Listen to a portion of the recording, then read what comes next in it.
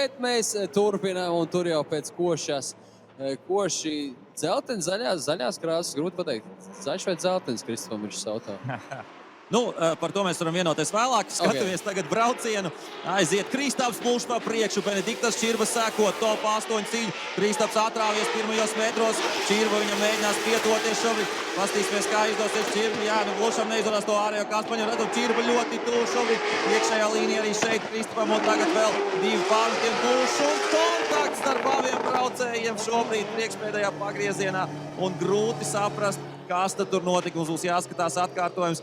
Bet, jā, nu kaut kādas ārējās zonas neizdevās varbūt Kristapam līdz galam paņemt. Benediktas Čirba uz beigām bija ļoti agresīvi tuvu un atkal brauciens, kurā kontakts ar Čirbu.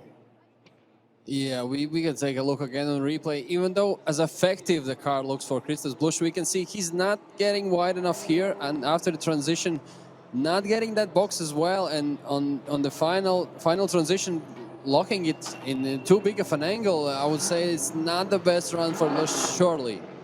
Nu, jā, tur ir vieta diskusijai, protams, ka tā ir tā vieta, kur tev ir jāsamazina ātrums. Jautājums, jā, kā to redzēs tiesneši. Jā, un mēs jāpievērš uzmanību tam, ka tev ir jāsamazina ātrums, bet tu nevari ielauzt automašīnu tādā leņķī, ka tu burtiski apstājies, un es domāju, ka to noteikti ņems vērā tiesneši. Protams, uzgavilējam arī Kristapam Blušam, bet tas nepavisam veiksmīgs brauciens, bet redzēsim, mēs zinām, kā Kristapam patīk sekot, tā ka te būs pavisam noteikti aizraujošs tandēms mūsu acis priekšā tūlīt starp Čirbu un Blušu.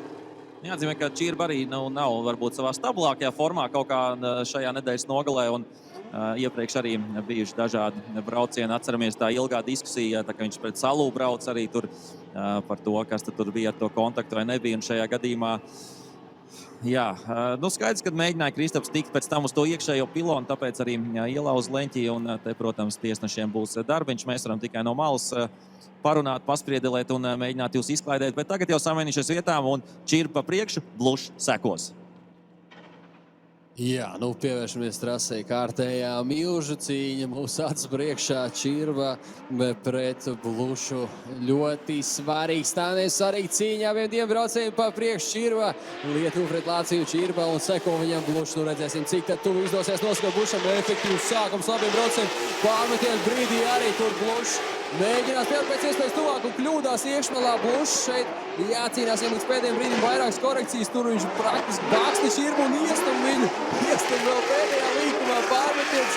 Kas par grāvu notiekuši? Nu, Blušs iekarsis nereāli, es teikšu tā. Un šeit pat šķiet sagriežās beigās Čirba, ja? Nu, tā kaut kā. Nē, es teikšu godīgi, man patīk redzēt tik tūs un agresīvs tandēms. Un, jā, pastīsimies vēlreiz atkārtojumā.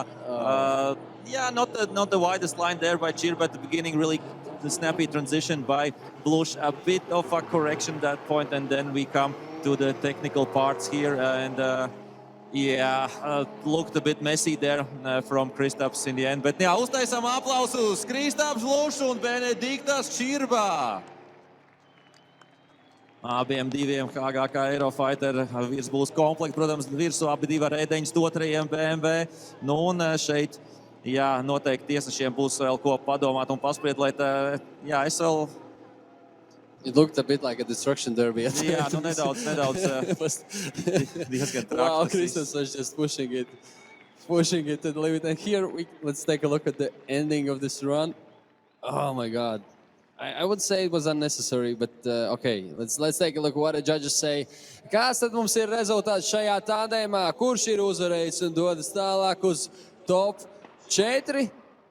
Un uzvarētājs šajā tandēmā ir Benediktas Čirba. Dodas tālāk uz top 4.